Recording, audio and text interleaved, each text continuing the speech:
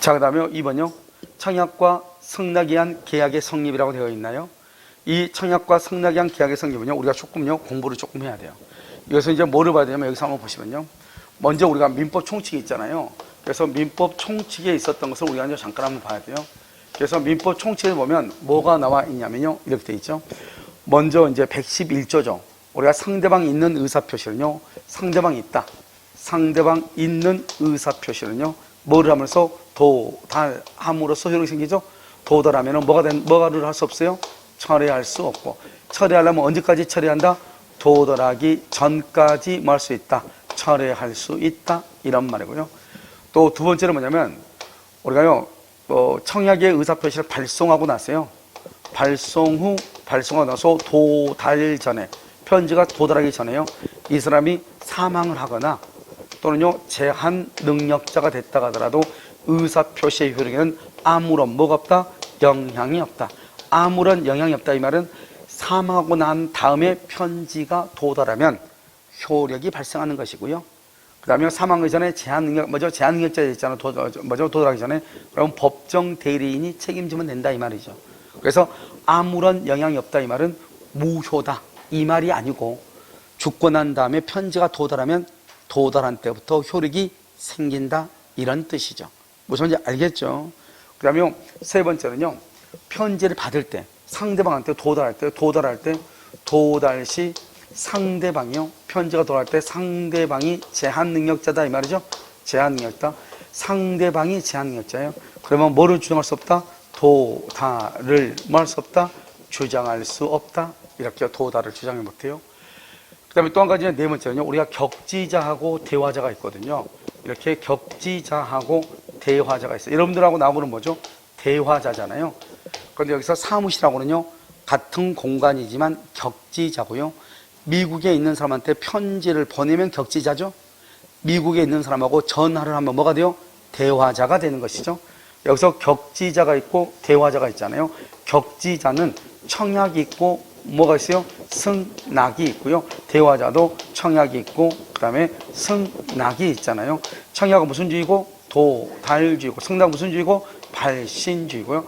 대화자는 청약과 승낙이 둘 다 무슨 주의다? 도달주의다, 이 말이죠. 도달주의다, 이렇게.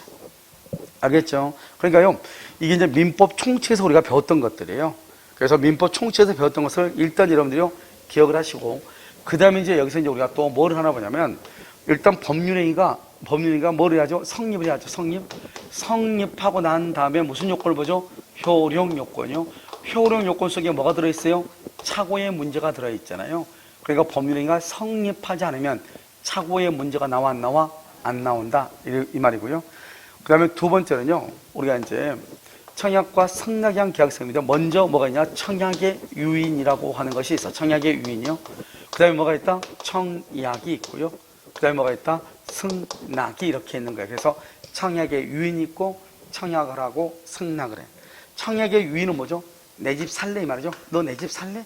살래? 이렇게. 그런데요, 얼마의 사람 말을 안 했잖아요. 청약은 뭐죠? 1억에 팔래? 1억에 팔래? 이렇게요. 그래서 팔래? 1억에 이렇게 1억. 이걸 뭔가 구체적 확정적이죠. 이것을 구체적이고 확정적 의사표시라고 해서 청약이라는 것은 뭐냐? 청약은 구체적이고 확정적인 것을 뜻한다, 이 말이죠. 그냥 내 집 살래? 우리 어디 갈래? 우리 어디 갈래? 그것은 청약이 아니에요. 우리 정확하게 어디 여의도 갈래? 이래야죠. 알겠죠? 그래서 이건 구체적 확정적이고요. 청약은 누구한테 하는 거죠? 특정인한테 하는 게 원칙이죠. 그런데 특정인이 아니고 누구한테 할 수 있다? 불특정 다수인. 우리 불특정 다수인한테 청약하는 경우 뭐가 있어요? TV, 홈쇼핑 같은 것을 불특정 다수인에게 하는 것이고, 청약은 뭐다? 의사표시죠. 의사표시로서 뭐다? 법률행위다, 아니다. 청약은 뭐예요? 법률 사실이죠. 법률 사실. 알겠죠? 법률행위는 단독, 계약, 합동행위를 법률행위라고 하는 것이죠. 그래서 청약은 의사표시, 법률 사실이고요. 승낙은 뭐죠? 승낙. 여기서 1억에 살래 그랬더니 승낙은 뭐예요? 응, 알았어, 응, 이게. 그러니까 승낙은 청약하고 내용이 똑같아야 돼. 청약은 1억 원에 살래 그랬더니 승낙은 너무 비싼데, 그러면 그건 승낙이 아니에요. 그 다음에 두 번째요, 여기는 구체적 확정적이지만 물론 승낙도 그렇죠. 여기는 불특정 다수인이죠. 그런데 여기는요, 누구한테요? 특정의 청약자한테. 특정의 청약자에게, 자기에게 청약한 사람한테 승낙을 해. 특정한 청약자한테 승낙을 해. 물론 이것도 똑같아. 의사표시고 법률 사실이고 이것은 똑같아. 청약과 청약의 유인과 승낙. 특히 청약의 유인은 뭐가 있죠? 청약의 유인은 분양 광고죠. 우리가 아파트란 상가 분양 광고, 이런 것을 청약의 유인이라고 얘기하는 거예요. 청약 유인은 뭐죠? 한번 우리가요 꼬셔보는 거잖아요. 그것을 청약의 유인이다 이렇게 얘기하죠. 자, 이제 그 다음에 이제 뭐가 있냐면, 우리가 이제 이렇게 갑이 있으면 갑을 뭐란다? 표의자라고 하죠. 표의자고, 을을 누구예요? 을을 상대방이라고 얘기를 하는 것이고요. 이 갑이 청약을 하잖아요. 1억 원을 사라고 2월 1일 편지를 발송하죠. 발송하는 것을 뭐란다? 청약이다. 그러면 큰일 나죠. 청약은 먼저 무조건 뭐를 해야 돼요? 도달을 해야죠. 그래서 2월 5일 편지가 도달하죠. 도달하면 이제서야 이것을 뭐란다? 청약이라고 하고, 청약이 도달했으니까 뭐를 못한다? 철회하지 못한다. 처리하지 못하는 거예요. 알겠죠? 그럼 언제까지 처리할 수 있다? 편지가 뭐 되기 전까지? 도달하기 전까지 뭐 할 수 있다? 처리할 수 있죠. 그래서 갑의 편지가 을한테 도달하기 전에, 즉 2월 4일 날은 처리할 수 있죠. 그래서 여러분요, 편지 보내고 나서 그걸 처리하고 싶은데 방법이 없잖아요. 그러면 여러분 우측 가잖아요. 직접 자기 주민등록증 가지고 내가 편지 보낸 사람이다 증명을 해서 편지를 다시 해소할 수는 있단 말이죠. 알겠죠? 그래서 도달하기 전까지 처리를 해야 된다. 도달하면 처리를 못한다. 근데 아까 얘기했죠. 저기 했어요. 이 사람이 편지를 보내고 나서 편지가 2월 1일 발송을 했는데, 편지가 도달하기 전에 2월 3일 날 만약에 갑이요 청약한 사람이 사망했어요. 사망하더라도 아무 문제가 없다. 왜요? 편지는 도달해야지 청약인데 지금 도달했다 안 했다? 안 했죠. 그래서 청약이다 아니다? 아니죠. 그런데요, 사망하고 난 다음에 도달했잖아요. 그러면 그건 청약이죠. 청약이면 누가 책임진다? 법정 대리인이 책임을 지는 것이다. 이렇게 법정 대리인이 책임을 진다. 이렇게 이해됐죠 지금? 자, 그러면 이게 이제 이렇게 해가지고요, 여기 2월 15일까지 승낙을 해달라. 승낙을 해달라. 이것을 승낙기간을 정한 청약이다. 그래서 청약은 두 가지가 있어. 승낙기간을 정한 경우가 있고 승낙기간을 정하지 않는 경우가 있고 두 가지가 있어요. 그냥 이런 말 하면 안 돼. 청약을 할 때는 반드시 승낙기간을 정해야 된다. 우리 시험에 나온 거란 말이죠.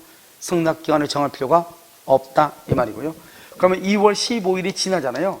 2월 15일이 지나면 청약은 자동 소멸해. 청약은요 자동 소멸해요. 자동 소멸하니까 어떻게 돼요? 우리가 승낙이란 게 뭐예요? 청약이 있을 때 하는 걸 승낙이라고 하는 거잖아요. 그러면 청약이 자동 소멸하니까요, 더 이상 승낙은 있어요 없어요? 없다. 없다 이런 말이에요. 알겠죠? 그러면 이러면 어떻게 돼요? 편지가 2월 5일 날 편지가 을한테 도달하고 2월 15일 날 이렇게 했으면 이 사람이 여기죠. 여기 2월 8일 날이요 편지, 이 사람이 2월 6일 날 발송을 하죠. 승낙을 발송하죠. 그래서 2월 8일 날 편지가 도달하죠. 자, 그럼 봐봐요. 발송되고 도달하면은 발송된 날 계약이 성립하는 거예요. 531조. 알겠죠? 그러니까 우리나라 참 특이하게요, 승낙의 통지가 발송되면 계약이 성립한다고 돼 있어. 그런데 또 법조문에 528조하고 529조는 뭐냐? 정해진 기간 안에 승낙의 통지가 도달하지 않으면 청약은 소멸한다고 돼 있어. 그러니까 청약이 소멸하니까 계약이 성립했다 안 했다? 안 했다 이 말이잖아요. 그래서 어떻게 해요? 이것을 이제 우리가 조화롭게 해석하려면 어떻게 해야 돼? 이 기간 안에 첫 번째 여기서요 뭐죠? 승낙기간이죠. 승낙기간이 2월 5일에서 2월 15일이죠. 그래서 승낙기간 내 승낙의 통지가 뭐가 되고 발송. 언제요? 2월 6일 발송되고 그것이 뭐를 해야 돼? 도달. 언제요? 2월 8일 도달하죠. 그럼 발송될 때 계약이 성립하는 거예요. 성립해. 그런데 문제는요, 승낙기간 내에 발송하고 도달해야 하는데 승낙기간 내에 도달하지 않으면 어떻게 해요? 도달하지면 이것을 우리는 뭐라 한다? 연착됐다. 연착된 승낙이다. 이것은 뭐로 본다? 새로운 청약이다. 이렇게 봐. 새로운 청약. 왜 그러는가? 2월 5일까지 도달하겠잖아요. 근데 2월 5일이 지나잖아요. 2월 5일이 지나면 청약은 자동으로 없어지죠. 청약이 없어지는데 이거 2월 16일 날 도달했다 이 말이죠. 우리가 승낙이란 게 뭐예요? 청약이 있어야 승낙을 하는 거잖아요. 그럼 2월 15일이 되면 청약은 자동 소멸하잖아요. 자동 소멸하는데요, 여기는 뭐죠? 여기는요, 승낙은 2월 16일 날 도달했잖아요. 그러니까 청약이 있는 상태에서 도달했어? 없는 상태에서 도달했어? 없는 상태에서 도달한 거잖아요. 그러니까 이것은 승낙이다 아니다? 아니다 이 말이죠. 이것을 물어본다. 을이요, 맨 처음에는 갑이 을한테 청약을 했잖아요. 이번에는 을이요 갑에게 청약한 것으로 본다 이 말이죠. 그러니까 을이 갑한테 청약을 보니까 갑이요 늦게 도착해서 괜찮아 알았어 팔게 할 수 있어 없어? 있잖아요. 그러면 계약이 성립할 수 있다 이 말이고요. 그래서 승낙기간 안에 편지가 발송되고 도달하면 항상 계약은 언제 성립한다? 발송할 때 성립한다. 너무 늦게 도달하고 뭐라 한다? 새로운 청약이다. 근데 여기서 이제 뭐냐면 기간 내 도달할 수 있는 발송이에요. 승낙 발송인데 연착이 됐어요. 여기 기간 안에 충분히 도달할 수 있는 이 말이 무슨 말이냐? 천재지변 이 말이죠. 천재지변에 의해서 천재지변에 의해서 이렇게 충분히 도달할 수 있는데요. 너무 늦게 도달했다 이 말이죠. 그럼 여기하고 다르죠. 예를 들어서 여기는 예를 들어서 2월 14일 날 편지를 승낙했어. 그런데 편지가 2월 16일 날 도달했어. 그럼 이건 당연히요 연착이죠. 2월 14일 날 보내면 2월 16일 날 도달하잖아요. 그런데 여기는 2월 6일 날 발송했는데 2월 16일 날 도달했잖아요. 그럼 이 1번하고 2번은 같은 거예요? 틀린 거예요? 틀리죠. 하나는 당연히 이틀 뒤에 도달하는 것이고요. 여기는요 당연히 2월 8일 날 도달해야 돼. 이틀 뒤에요. 그런데 2월 16일 날 도달했잖아요. 이건 뭐가 문제가 있잖아요. 이것은 알죠? 이런 경우는 어떻게 해요? 우리나라는 법조문이 승낙의 통지를 발송하면 일단 계약은 성립한다고 돼 있거든요.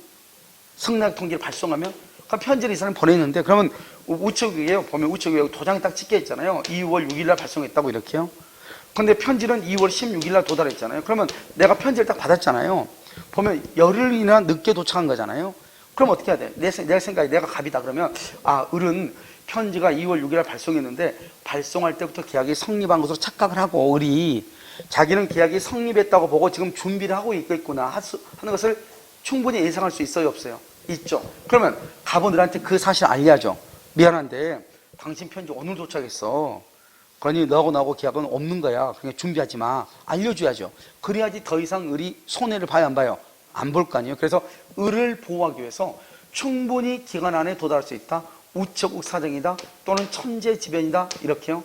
이런 경우는 편지가 연착이 되잖아요. 그러면 연착의 통지를 해줘야 돼. 당신 편지가 지금 늦게 도달했다. 연착의 통지를 해줘야 돼. 했느냐 안 했느냐? 했다? 계약은 불성립이에요. 하지 않았다? 그러면 계약은 성립을 해버려. 언제요? 항상 계약은 편지를 발송할 때 이게 중요해요. 이게 발송할 때 2월 6일 날 계약이 성립을 해. 발송할 때. 그 말은 무슨 말이죠? 편지가 연착 통지를 하지 않잖아요. 그럼 편지가 연착되지 않는 것으로 봐. 연착되지 않는 것. 그래서 이 두 가지로 구분을 해서 봐야 되고요. 자, 두 번째는요. 우리가 이제 교차 청약이라고 하는 것이 있어요. 그러면 이 교차 청약이라고 하는 것은 뭐냐? 여기 갑이요. 갑이 을한테 1번. 갑이 을한테요. 갑이 을에게요. 2월 언제죠? 2월 1일. 2월 1일 날 편지를 보내서 여기요. 2월 5일 날 도달하잖아요. 그럼 2월 5일 날 을한테 도달하면 우리는 청약은 도달주의니까 이제서야 뭐라고 한다? 청약이라고 얘기하는 거잖아요. 그런데요. 2번요. 을이요. 갑이 집을 판다는 소리를 들은 거예요. 그런데 자기가 그 집을 사고 싶어. 그러니까 을이요. 분명히 갑은 자기한테 지금 을한테 청약을 하고 있는데 을은 그걸 모르는 거예요. 모르고 을이 갑한테요. 언제다? 2월 3일 날 편지를 보내는 거예요. 여기 갑은 을한테 내 집 1억 원에 살래 이렇게 청약했는데 을은 갑한테 1억 원에 팔래 이렇게. 그럼 1억이 똑같잖아요. 이것을 우리는 뭐란다? 동일한 내용의 청약이다. 이렇게 동일하다. 그래서 이 편지가 2월 3일 날 보낸 것이 여기 2월 8일 날 도달한 거예요. 그러면 지금 어떻게 돼요? 우리가 승낙이라는 것은 뭐냐면 승낙은 갑이 을한테 청약을 하잖아요. 그러면 그 갑이 1억 원에 살래 이러면 을이 그걸 편지를 받고 하는 게 승낙이라고 해. 그럼 지금 여기는요. 갑이 을한테 1억 원에 살래 청약을 했는데 그 편지는 2월 5일 날 도달할 거란 말이죠. 그런데 이 사람은 지금 언제요? 2월 3일 날. 그 말은 편지를 받아서 못 받았어? 못 받았죠. 청약에 있는 것을 알아요? 몰라요? 모르죠. 전혀 모르는 상태에서 또 내가 너 집을 사고 싶다고 얘기한 거잖아요. 그러니까 중간에 어떻게 해요? 중간에 2월 3일에서 중간에 지금 두 개의 청약이 크로스가 되죠. 크로스. 그것을 뭐라고 하냐? 교차 청약이다. 그럼 청약은 봐봐. 맨 끝에. 청약은 언제나 무슨 주예요? 청약은 언제나 무슨 주? 도달주죠. 격지자도 도달이고 대화자도 도달이잖아요. 청약이 되려면 도달해야 돼요. 무조건 도달해야 돼요. 그래서 여기서 한번 봐봐요. 여기서 을이 갑한테요. 편지를 보냈잖아요. 편지 보냈는데 2월 8일 날 편지가 도달하고, 하나는 2월 5일 날 도달했죠. 어느 것이 더 빨리 도달했어요? 2월 5일이 더 빨리 도달. 2월 5일이요? 2월 8일이 더 빨리, 2월 5일 빠르고 2월 8일이 더 늦잖아요. 그러면 우리는 교차 청약은 양청약이 도달해야 돼요. 양청약이 도달. 둘 다가 도달을 해야 돼요. 둘 다가 양청약이 도달해야 돼요. 둘 다가. 그러니까 빨리 양청약이 도달하려면 빨리 도달할 때, 늦게 도달할 때, 늦게 도달할 때 2월 8일 날 계약이 성립하는 걸 교차 청약이라고 얘기하는 거예요. 그러니까 교차 청약이 딱 나오면 딱 두 가지만 조심하면 돼. 내용이 똑같아야 된다. 늦게 도달해야 된다. 알겠죠? 자, 그 다음에요. 여기서 이제 또 세 번째는 뭐냐면, 항상 우리가 승낙은 뭐죠? 우리 법에는 승낙은 발송하면 계약이 성립한다고 그랬죠. 근데 528조에서는요, 승낙 기간 안에 도달하지 않으면 청약은 소멸한다고 그랬죠. 청약은 효력을 잃는다 이렇게 돼 있단 말이에요. 그러면 우리가 승낙이 되려면 청약이 있을 때 승낙을 해야 되는 거죠. 청약이 있을 때. 청약이 없을 때 승낙하면 돼, 안 돼? 안 되잖아요. 그러니까요, 세 번째는 뭐냐면, 승낙 기간 안에 2월 5일부터 2월 15일 안에 승낙 기간 내에 승낙의 통지가 뭐가 되고 발송, 언제죠? 2월 6일이죠? 발송되고 도달해야 돼. 언제죠? 2월 8일 날 도달했잖아요. 그러면 언제 계약이 성립한다? 언제? 2월 6일 날 계약이 성립한다 이 말이죠. 그래서 승낙 기간 안에 반드시 발송되고 도달해야 돼. 근데 늦게 도달하는 것을 뭐란다? 연착이다. 이렇게 얘기를 했죠. 자, 그 다음에 우리는요, 승낙할 의무가 있어요, 없어요? 우리는 승낙할 의무가 있어요, 없어요? 승낙할 의무가 없어요. 갑이 을한테 편지를 보내면서 마음에 들지 않으면 반송하라는 거예요. 반송. 너 만약에 반송 안 하면 너가 그것을 산 것으로 보겠다. 이렇게. 그런데 내가 반송을 안 했다 이 말이죠. 그래도 계약은 성립한다 안 한다? 안 한다 이 말이죠. 왜? 내가 반송하고 승낙할 의무가 있어 없어? 없잖아요. 다섯 번째는요, 우리는 승낙이라고 하는 의사를 표시해야 되는가 이런 말이죠. 반드시 승낙한다고 말을 해야 되는가? 해도 되고 안 해도 되죠. 그런데 우리는 보통요, 여러분 보면 바나나가 이렇게 있다. 바나나가 이렇게 있잖아요. 바나나 한 꾸러미가 있는데 바나나를 산다 안 산다 말을 하고 바나나를 먹어야 될 거 아니에요. 그러니까 바나나 내가 살 거예요. 근데 얘가 뭐라고 그래? 엄마 빨리 바나나 다 주라고 그러죠? 그러면 엄마는 어떻게 돼요? 계산을 하고 바나나를 사야 될 거 아니에요. 얘가 옆에서 빨리 달라고 하니까 어때요? 어차피 엄마 살 거니까요, 바나나를 뚝 끊죠. 그러고 나서 보니까요, 바나나가 안 익었어요. 아, 이거 안 익었네요. 안 산다고 하면 돼, 안 돼? 안 되죠. 왜요? 바나나를 뚝 끊을 때 나는 이미 그것을 산다는 의사가 그 안에 포함되어 있어, 안 돼 있어? 되어 있죠. 그것을 우리는 뭐란다? 우리는 반드시 승낙이라는 의사를 표시할 필요가 없다 이 말이죠. 그것을 뭐란다? 의사실현이다 이렇게 얘기해. 이 의사실현이라고 하는 것은 바나나를 뚝 끊을 때, 그러한 사실만 때, 있는 때 계약이 뭐가 된다? 성립한다. 그래서 그러한 사실이 있는 때 계약이 성립하는 것이에요. 아시겠죠? 이것을 우리는 청약과 승낙. 그래서 청약과 승낙은 시험에 워낙 많이 나와가지고요. 왜냐하면 지금까지 30년 동안에 32회잖아요. 우리가 31회자 작년까지요. 단 한 번도 안 나온 적이 없다고 보시면 돼요. 알겠죠? 그래서 매년 시험이 났기 때문에요. 우리가 지금부터 청약과 승낙에 의한 계약의 성립에 관한 것을요, 지금부터 지문을 통해서 한번 보도록 그렇게 하겠습니다. 자요, 청약과 승낙의 주관적, 객관적 합치죠. 재밌는 말이 뭐냐면 항상 이러면 이게 나와요. 주관적과 객관적이 뭐냐? 1억에 청약이 있으면 1억으로 승낙을 해야죠. 근데 주관적 합치는, 주관적이 뭐냐? 갑은 을한테 청약했는데 승낙은 병이 하는 거예요. 꼭 이런 말 꼭 있죠. 우리나라 사람들이 옆에서 남들 말 듣는 거 좋아하고 참견하는 거 좋아하고, 나하고 둘이 얘기하고 있는데 지나가면서 아, 나도 그랬어요. 뭘 그랬다는 건지 알겠죠? 그러니까요, 이런 것이 너무 좋아하기 때문에요, 분명히 갑은 을한테 청약했는데 병이 승낙한다. 그럼 주관적으로 일체이 아니에요? 아니죠. 계약이 성립한다 안 한다? 안 한다. 이런 말. 계약은 성립하지 아니한다. 이렇게. 당사 사이의 계약의 내용을 이루는 본질적 사항이나 중요 사항에 대해서, 여기에 우리가 이제 의사합치는 모든 사항을 완벽하게 다 일치할 수는 없는 거잖아요. 그래서 본질적이고 중요한 사항에 대해서 합의가 있으면은 일단 계약은 성립한 것으로 봐요. 그래서 여러분요, 좀 이따 나오겠지만 가계약금 같은 게 문제란 말이죠. 자꾸 학생들이 물어봐. 가계약금이 뭐 어떻게 되냐고. 사실 가계약금이라는 것은 공인중개사들이 만들어 온 제도잖아요. 왜냐하면 이 계약하는 건서 어떻게 해요? 이걸 한번 잡아보려고요, 가계약금을 던지게 만들죠. 그런데 우리가 이제 중도금 날짜라든가 잔금 날짜가, 그 다음에 매매 등이 얼마인가가 정해진 상태에서 계약금이 1,000만 원인데 그 일부를 주는 걸 우리가 보통 가계약금이라고 하잖아요. 100만 원 이렇게요. 그것은 뭐냐면 그것은 일반적으로 우리가 말하는 가계약금이 아니고 그것은 계약금의 일부예요. 그러니까 만약에 내가 계약을 해지하고 싶으면 던진 100만 원만 포기하면 안 되고 나머지 900을 더 줘야 돼요. 그런데 가계약금은 지금요 물건이 지금 하나가 나긴 나왔어. 내가 지금 당장 이사를 가야 되는데 근데 마음에는 썩 들지 않아.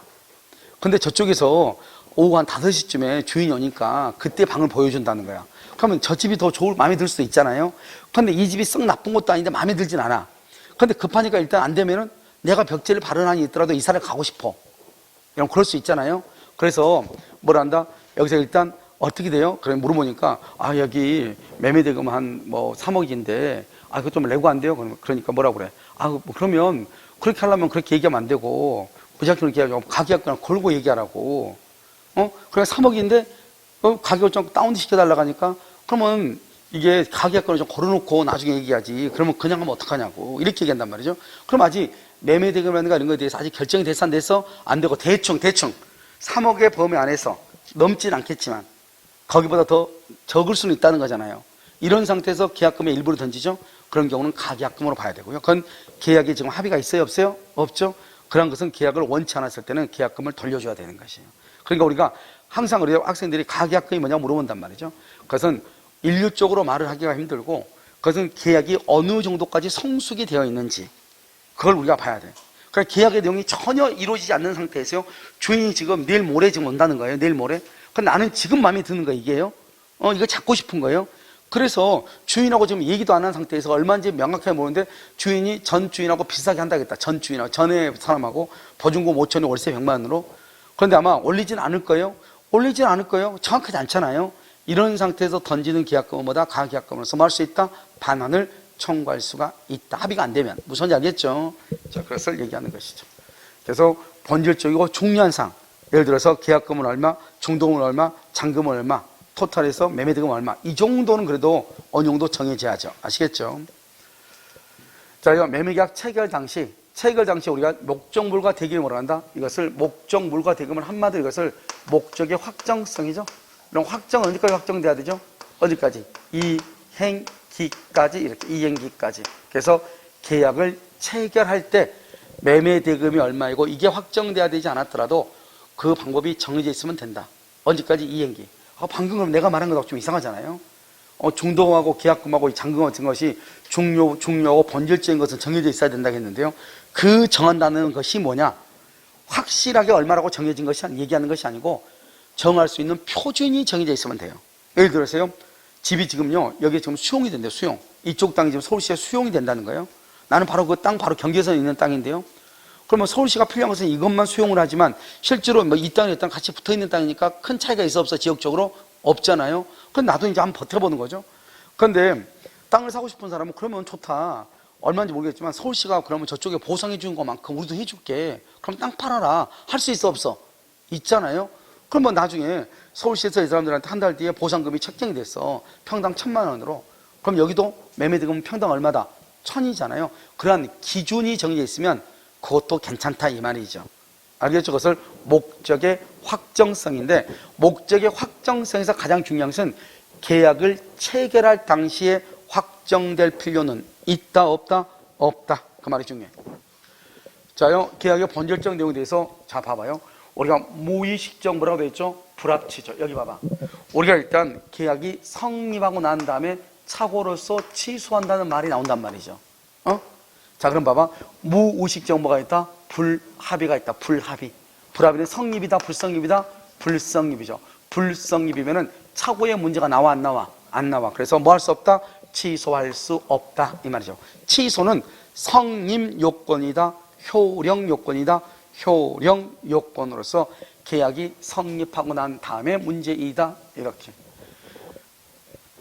어제요, 뭐, 심심해서 누워가지고 유튜브를 보니까요, 공중이사 강의를 어디서 하고 있더라고요. 그러면 뭐 이런 말 하더라고. 상대방이 상대방이 차고자의 우리 기출문제예요. 차고자의 진위에 동의하면 취소할 수 뭐 있단가 없다가 이렇게 돼 있단 말이죠. 알죠? 이걸 쭉 문제를 푸는데요. 풀면서 얘기하더라고요. 이런 것은 어려우니까 몰라도 4개를 알면 푼다고 하더라고요. 깜짝 놀랐어요. 아니 그것은 내가 문제를 놓고 보면은 그런 말을 할 수 있죠. 근데 학생들이 그걸 가지고 시험장에서 그렇게 생각이 드냐고. 아, 이건 어려운 거니까 네 개만 보면 되겠네. 말이 돼요, 그게요? 이게 뭐 어려운 말이에요? 그러니까 상대방하고 차고자가 누가, 차고자는 표의자잖아요. 상대방과 표의자의 지인이가 일치했다잖아. 동의했으니까. 그럼 뭐 들어가면 돼요? 일치한 의사대로 가면 되죠. 그게 뭐가 어려운 것다고요? 이건 어려운 문제니까 네 개를 네 개가 더 어려워. 알겠죠? 어? 자, 우리 건단 말이죠. 그래서 여기 불합이죠?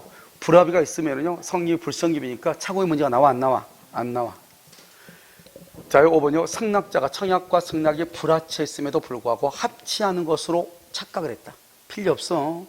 우리는요, 청약이라는 것은 구체적이고 확정적 의사표시죠? 불합치했다잖아요. 계약 성립한다, 안 한다? 안 한다. 성립하지 않는다. 계약의 본질적 내용, 본질적 내용에서 불합의가 있죠? 불합의. 계약 성립한다, 안 한다? 죄송해요. 방금 했죠? 6번요. 갑은 자신이 소장하던 그림을 갖고 싶어하던 을에게 매도로 청약을 했는데 누가 지금 봐봐. 누구한테 청약했어? 을에게. 누가 청약했어? 무슨 말이야, 이 말이? 주관적 불합치라는 거예요. 주관적 불합치. 갑은 을한테 청약했는데 병이 승낙했잖아요. 무슨 말인지 알겠죠? 갑이 을한테 청약했는데 병이 승낙을 했어. 뭐 시장에 가면요, 아주 많이 있는 일이죠. 흔히 있는 일. 시장에 가면요. 알겠죠? 자, 그 다음에 1번. 이게 이제 여러분 뭐냐면 거기에 이제 쭉 나와 있는 것을 이제 정리하는 것이에요. 자, 매매가 있어서 매매 목적과 대금. 매매 목적과 대금은 뭐죠? 목적이 확정이라고 그랬죠? 체결 당시 구체적으로 특정된 필요는 없고, 체결 당시. 언제까지? 이행기까지. 즉, 사후에라도, 사후 이걸 뭐란다? 이행기라고 하는 거예요. 이행기까지 특정할 수 있는 방법이 있으면 족하다. 아까 얘기했죠? 서울시가 수용을 한다? 수용 보상금대로 매매 계약을 합시다. 가능하죠? 자, 이번요. 갑은 자동차를 1,500에 팔려고 했는데 매매 계약서는 1,000으로 잘못했죠. 자기는 1,500으로 팔려고 했죠. 의사. 1,000으로 잘못 기재했죠. 표시. 지금 의사가 표시가 일치해요? 일치하잖아요? 일치하지 않죠? 을은 계약서의 기재대로 계약을 맺은 경우 을은 어떻게 했어요? 1,000대로 계약을 했다 이 말이잖아요. 1,000대로. 알겠죠? 무슨 해석을 했다? 지금 규범적 해석에 가면요. 1번 을이 갑의 진위를 알았죠. 이거잖아요. 을이요 차고자의 진위를 알았다잖아요. 그럼 얼마로 계약이 성립한다?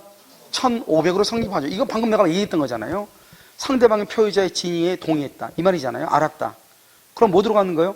진위대로 가는 거잖아요. 의사대로. 그걸 무슨 주의를 한다? 의사주의라고 하지. 그것을 어렵다고 하면 안 되죠. 알겠죠? 그래서 1번 1,500에 계약이 성립한다. 맞는 말이죠. 자, 그러면 을이 갑의 진위를 몰라. 무슨 해석을 해야 돼? 규범적. 그럼 얼마? 1,000으로 계약은 성립하는데 성립했죠? 성립을 했죠? 성립했으니까 여러분 무슨 문제가 나와요? 이제 무슨 요건? 효력 요건. 효력 요건에 무슨 말이 들어있어요? 차고를 유로할 수 있다. 취소할 수 있다. 여러분 어디서는 차고를 유로 취소할 수 없는데 어디서 취소하지 못하죠? 자연적에서. 이건 지금 무슨 해석이죠? 규범적 해석은 규범적 표시대로 계약이 성립하고 차고를 유로 취소해요. 그런데요 자연적에서 5표시 무효 원칙이죠? 그럼 자연적에서 5표시 무효 원칙, 5표시 무효 원칙. 이 5표시 무효 원칙에서는 차고의 문제가 나와 안 나와? 차고의 문제가 절대로 안 나와요. 뭐대로 여기 있으니까 의사대로. 알겠죠? 차고의 문제가 일어나지 않는다. 이해됐죠 지금? 이런 규범적 해석의 경우는 계약은 성립하나 차고를 유로할 수 있다. 취소할 수 있다. 이런 말이 나와. 규범적 해석일 때만. 규범적 해석을 무슨 주의라고 한다? 의사주의다, 표시주의다? 표시주의. 3번. 갑이 자동차를 당장 현찰로 받는 조건으로. 현찰로 받는 것을 100만 원을 했는데 당장 현찰이라고 했죠. 당장. 말이 됐죠 지금? 얘는 언제? 내일. 그럼 의사가 일치다 불일치다? 그래서 계약의 불성립인 거예요. 나 내일 줄게요. 그걸 계약의 불성립이라고 하는 거예요. 알겠죠?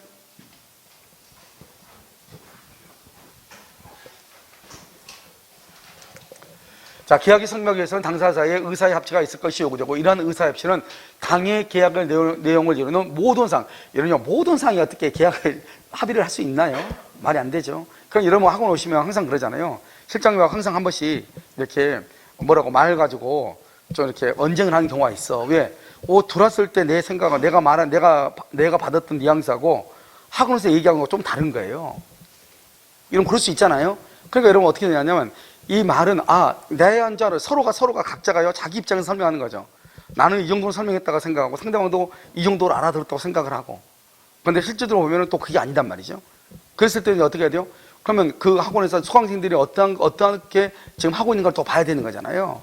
그러니까요, 서로가 이렇게 항상 두 당사자가 있으면 항상 갭이 있을 수밖에 없는 거예요. 알죠? 그러니까 이것이 의사가 여러분 부부싸움 왜 하는 거예요? 부부싸움 왜 해요?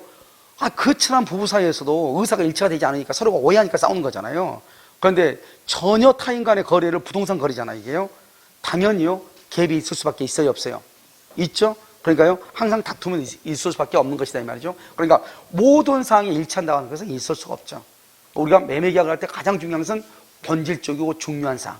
알겠죠? 그래서 본질적 사항이나 중요한 사항에 대해서 합의가 있어야 돼. 알겠죠? 그 다음에 장래. 이행기죠, 이행기. 확정할 수 있는 기준이 있으면 돼. 아까 확정할 수 있는 기준이 뭐죠? 서울시 수용보상금 기준. 이런 말. 아시겠죠? 이것을 얘기하는 것이다. 이렇게. 5번요, 가계약서죠? 가계약서의 잔금 지급 시기가 기대되지 않고 후에 그 정식 계약서가 작성되지 않았더라도 위 가계약서 작성 당시 매매계약의 중요사항이고 본질적 사항에 합의가 있으면 된다고 그랬죠? 여기요, 목적물하고 매매 대금이 뭐가 되고 특정이 되어 있고 중도금 지급 방법에 관해서 합의가 있다. 그럼 이것은 그냥 가계약이요, 본계약이요? 본계약이 성립한 것이다, 이 말이죠. 자, 그 다음에 6번은요, 가분들에게 시계를 10만 원에 팔겠다. 누가 지금 승낙을 했어? 누가? 방금 우리가 했잖아요. 10만 원에 가분들한테 해서 누가? 병이 승낙했죠. 병이. 계약 성립한다, 안 한다? 안 한다. 이런 말이죠.